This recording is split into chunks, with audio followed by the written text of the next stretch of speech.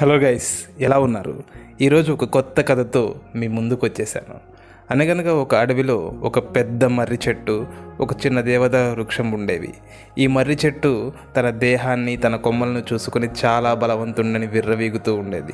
ఒకరోజు ఆ దేవదారు వృక్షంతో, ఈ అడవికి నేనే రాజుని, నేనే అత్యంత బలవంతుణ్ణి అని చెప్పి హా హా హా అని బిగ్గరగా నవ్వుతుంది.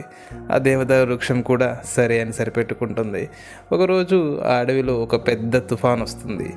ఆ తుఫాను ధాటికి, ఆ గాలుల ఉధృతికి ఈ మర్రి చెట్టు కకావికలమైపోతుంది. తన కొమ్మలు, తన ఆకులు అన్నీ ఎగిరిపోతాయి. ఈ దేవదారు వృక్షం మాత్రం ఎంత పెద్ద గాలి వచ్చినా తట్టుకొని అటు ఇటు ఊగుతూ హాయిగా నవ్వుకుంటూ ఉంటుంది. ఎందుకంటే దాని దేహం చాలా సన్నది కాబట్టి.